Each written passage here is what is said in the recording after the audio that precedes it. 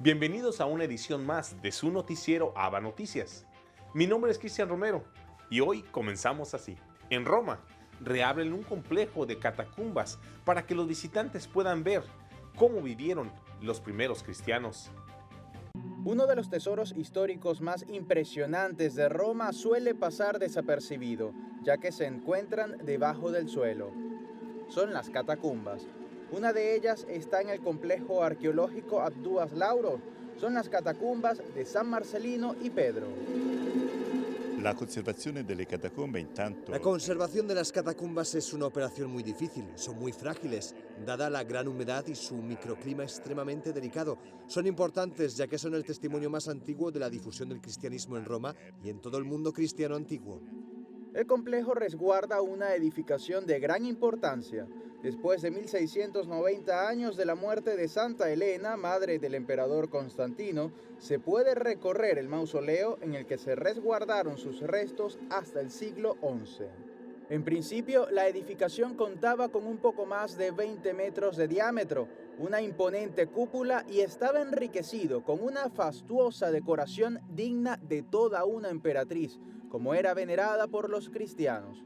Este complejo nos revela parte de la historia del cristianismo, en especial las persecuciones sufridas por los mártires de los primeros siglos. En especial la persecución de Diocleciano del IV siglo, donde murieron Pedro y Marcelino, los dos mártires que fueron sepultados en las catacumbas de Vía Lavicana o Vía Casilina. Allí luego se instaló el gran complejo constantiniano del mausoleo de su madre Elena, donde había una gran basílica circular que era un poco el centro de las catacumbas. Dentro de ella podemos encontrar esta impresionante pintura de Cristo junto a los apóstoles San Pedro y San Pablo. En ella se deja constancia de la veneración a los mártires Marcelino y Pedro, condenados a muerte en el año 304. Hoy el complejo está abierto al público junto a un pequeño museo en el que se explica parte de su historia. Dentro de él, piezas arqueológicas nos continúan revelando rastros del testimonio de fe de los primeros cristianos. Realizan un documental muy especial para mostrar cómo una congregación de monjes se reinventa a sí mismo para continuar su misión de servicio a la comunidad. Outside the City es un nuevo documental que muestra las vidas de 25 monjes cistercienses en Inglaterra.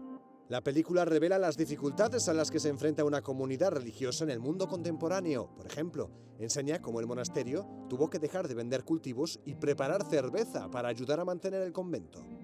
El director del documental explica que su trabajo muestra la vida de estos hombres que dejaron todo para servir a Dios. Es una historia de renovación, muestra qué significa este proceso en una institución antigua y tradicional que debe pensar qué dejar atrás y qué no. Creo que si ve la película observará la fragilidad de la vida, lo efímero que es todo. Sin embargo, también verá que las cosas se renuevan y que en realidad la descomposición es el semillero del crecimiento. Al director le fascinó el sacrificio que estos monjes hacen para vivir una vida llena de silencio y reclusión, y la pregunta esencial que esta vida plantea a todo el mundo. La pregunta que tengo es esta: ¿qué pasa si se me despoja de todo lo que tengo? ¿Quién soy? ¿Existo? La verdad es que no hay un yo esencial que esté por debajo de todo eso. Yo nunca lo he encontrado, pero estos monjes hacen un viaje para encontrarse a sí mismos, tanto como buscan encontrar a Dios. Buscan el encuentro con el yo. Creo que es un reto interesante porque ¿qué somos si ni siquiera nos conocemos a nosotros mismos? Nick Hammer espera que quienes vean este documental puedan descubrir una nueva perspectiva de vida más profunda. Fieles argentinos fueron al Vaticano y esperan ver pronto al Papa Francisco en su tierra natal, Argentina. Francisco es el primer papa latinoamericano y también el primer argentino. Como sucesor de Pedro, ha recorrido buena parte del continente, pero no su tierra natal. Sus paisanos no pierden la fe de verlo en territorio albiceleste. Esperemos que vaya, Lo estamos esperando con los brazos abiertos desde todos los puntos. Ha llegado a Brasil, lo más cerca que ha estado. Y bueno, y esperemos que, no sé, antes de fin de año o el año próximo esté con nosotros. Y yo creo que eso tiene su tiempo, todo tiene su tiempo sobre él con sus compromisos del Vaticano, sus compromisos personales, con el mundo entero. En fin, yo creo que tarde o temprano lo va a hacer. Mientras tanto, viajan hasta Roma para participar en las actividades del Papa y rezar por la situación de Argentina. Nos tocó el corazón, me hizo lagrimear, la primera vez como que si estuviera en una fantasía, la primera vez que vengo a Europa y me ha parecido increíble, increíble, la sensación es increíble. También aprovechan que están en la capital del cristianismo para rezar por su país.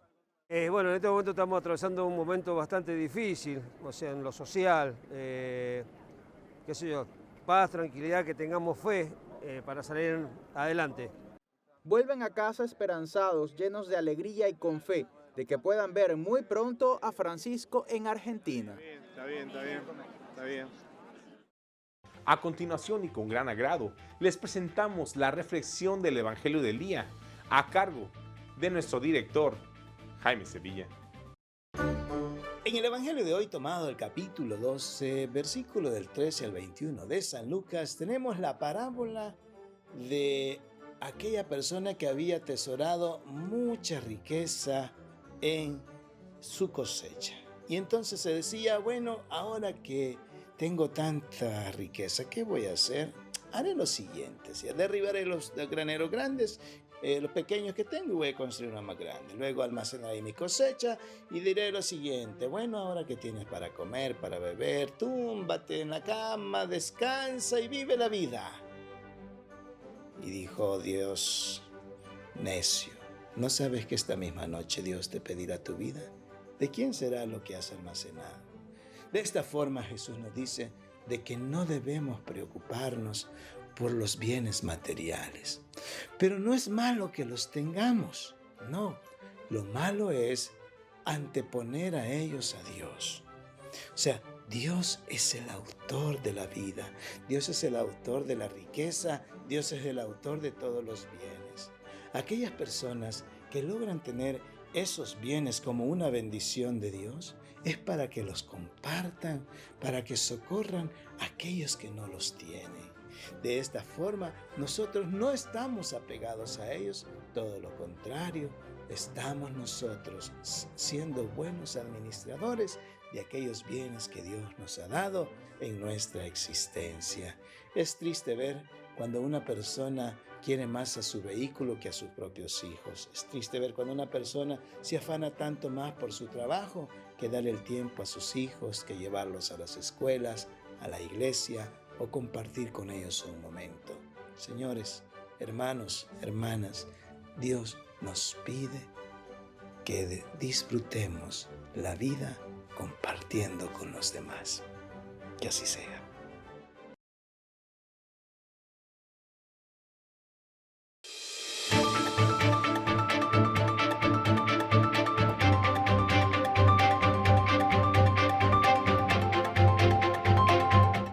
Y en Noticias del Mundo nos vamos hasta Bolivia, donde la izquierda intenta recuperar el socialismo del siglo XXI.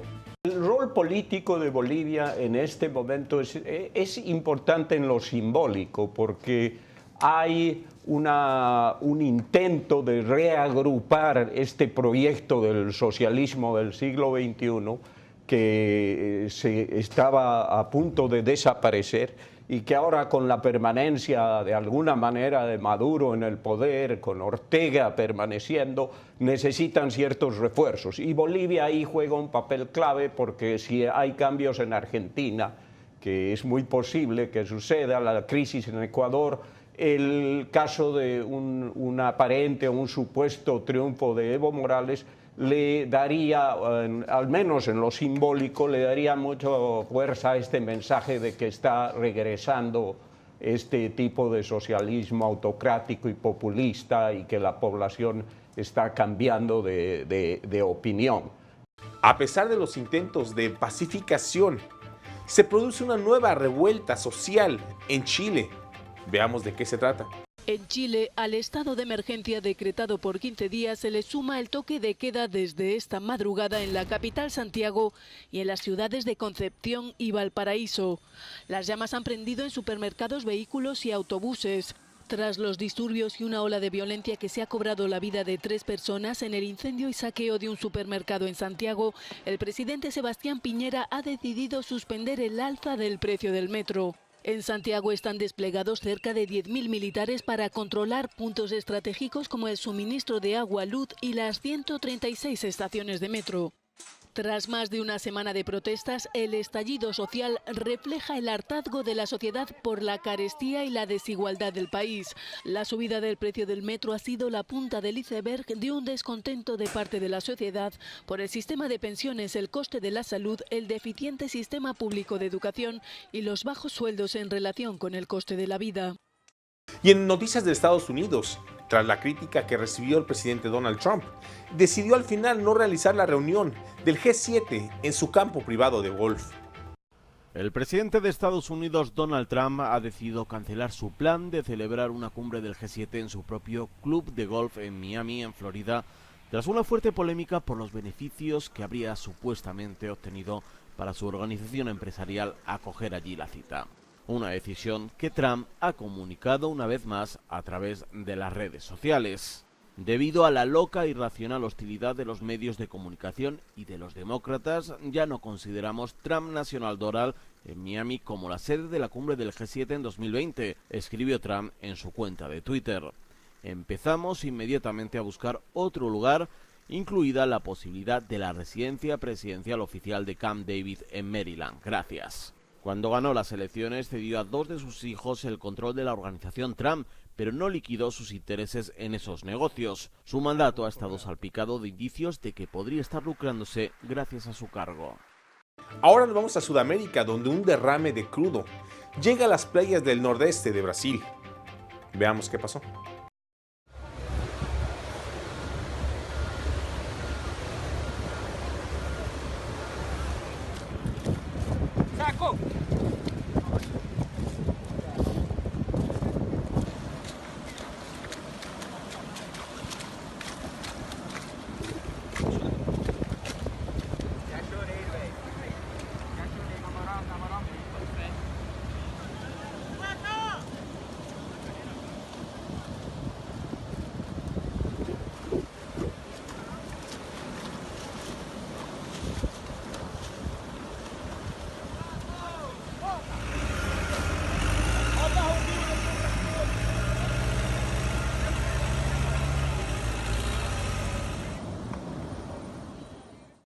Nuevamente nos vamos a Sudamérica, donde en Chile el presidente Piñera suspende la subida de precios del transporte en metro en medio de revueltas sociales. Muy buenas tardes. Vamos a suspender el alza de los pasajes del metro, lo que requerirá la aprobación de una ley que debe ser muy urgente, hasta que logremos un acuerdo que nos permita proteger mejor a nuestros compatriotas frente a alzas bruscas e inesperadas en el precio del dólar o del petróleo, como han ocurrido en los últimos meses y que son la causa del aumento de las tarifas. Es debido a los graves atentados al orden público y a la seguridad ciudadana, a la destrucción de valiosa infraestructura, tanto público como privado, que hemos debido establecer anoche el estado de emergencia, no solo para resguardar el orden público y la tranquilidad ciudadana, sino que también para resguardar las libertades, los derechos, la tranquilidad y la paz de todas las familias chilenas. Nadie tiene derecho a actuar con la brutal violencia delictual de aquellos que han destruido, incendiado o dañado más de 78 estaciones del Metro de Santiago, que han quemado trenes del Metro de Santiago, que han quemado o inutilizado terminales y buses del sistema de transporte público. Es contra esos delincuentes y no contra los compatriotas que se manifiestan pacíficamente que hemos invocado la Ley de Seguridad del Estado para poder identificarlos, perseguirlos, juzgarlos y castigarlos, por el severo daño que le han causado a nuestra sociedad y a todos los chilenos. El general Iturriaga, a quien designé como jefe del estado de emergencia, tiene las facultades para tomar medidas adicionales, como un toque de queda si fuera necesario. Muchas gracias. Ahora nos vamos a Guatemala, donde el gobierno realiza vacunación masiva de canes para evitar una epidemia de rabia. Tenemos una buena noticia. El 22 de octubre iniciará una campaña masiva de vacunación canina contra la rabia, la cual será completamente gratuita. Los detalles a continuación.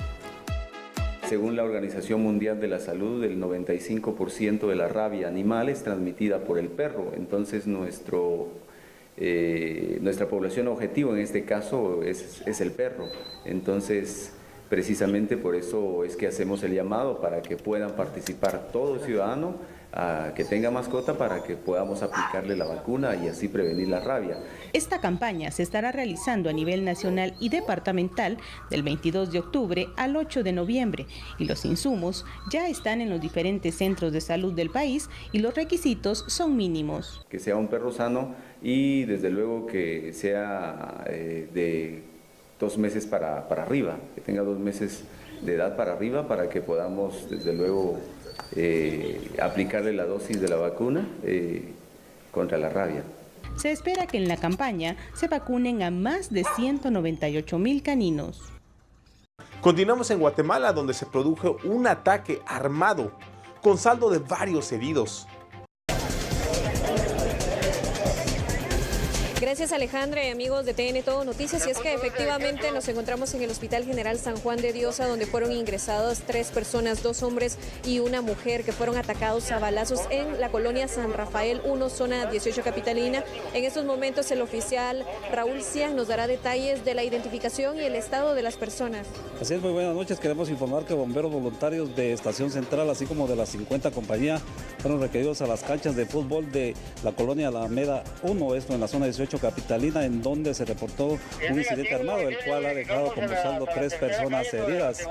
Estos han sido ingresados a la emergencia del Hospital San Juan de Dios, en donde han sido identificados como Edgar Humberto García López, de 32, Luz Elena López Catalán, de 45, y Eric Rodríguez, respectivamente. Estas personas presentaban varias heridas de proyectil de arma de fuego que sujetos desconocidos le ocasionaron en esta dirección, por lo que han sido ingresados a este nosocomio. Oficial, en relación a estas 3 personas, ¿quién de ellos nos indicaba usted que uno venía en un estado delicado? ¿Cuál de esas personas? Es la persona que no ha sido establecida su edad, es el señor Eric Rodríguez, quien presentaba varias heridas de proyectil de arma de fuego, por lo que fue ingresado al área roja de este hospital. Gracias, oficial. Y en este caso lo que se puede mencionar es de que los bomberos a bordo de 3 unidades llegaron hacia la referida dirección de la colonia San Rafael 1, zona 18, y allí localizaron ya a las 3 personas con heridas de proyectil de arma de fuego. En este caso se desconoce cuál fue el móvil del ataque, lo que sí se conoce que fue en las afueras de su propia vivienda, en donde fueron atacados a balazos. Así que es información que podemos indicarles a esta hora de la tarde-noche con imágenes de Fernando.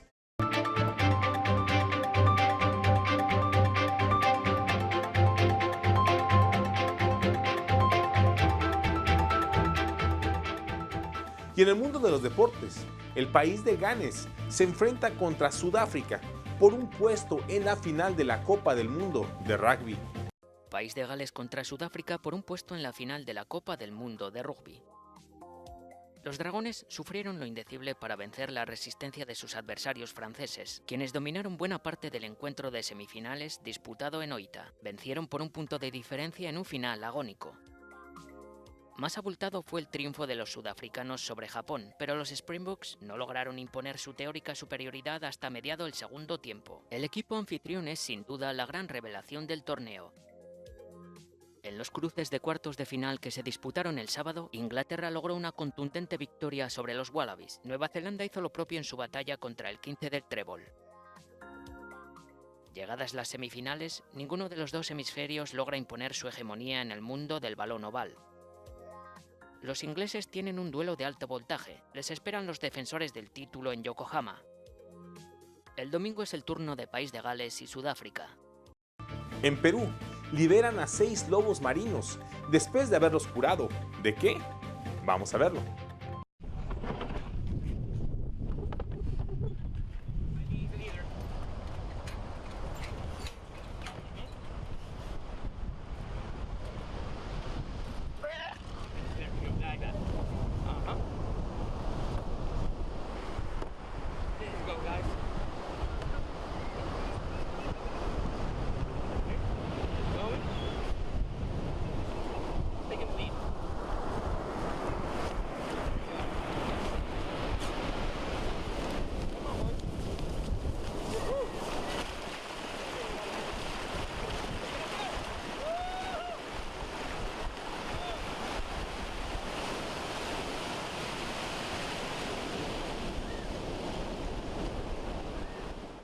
Ahora nos vamos a Norteamérica, donde Estados Unidos se realiza una investigación exhaustiva sobre los daños que produce el vapeo o vaping.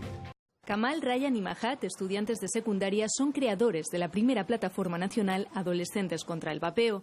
Convocan reuniones, imparten charlas e informan a través de las redes sociales de los peligros que conlleva fumar cigarrillos electrónicos. Vimos que el vapeo era un problema creciente dentro de la comunidad adolescente y realmente estaba impactando en la vida de muchas personas. Por ejemplo, cuando hacían deporte, les costaba respirar al poco tiempo, o si estaban aprendiendo en el aula, les suponía un esfuerzo no tomar nicotina, así que a veces tienen que abandonar la clase para poder usar su cigarrillo electrónico. El pequeño tamaño del dispositivo, el buen sabor y la ausencia de olor, a diferencia del tabaco convencional, han contribuido al rápido aumento de esta moda entre los más jóvenes sin que padres o profesores lo detectasen.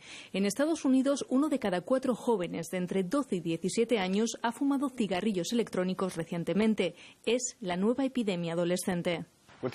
Cuando las personas comenzaron a fumar cigarrillos por primera vez, pensaron que era perfectamente saludable. Eso podría suceder con el vapeo. En este momento consideran que es una mejor alternativa, pero realmente en un par de años descubriremos si en realidad es mucho peor. Se calcula que más de 500 personas han desarrollado enfermedades pulmonares por vapear y la cifra va en aumento.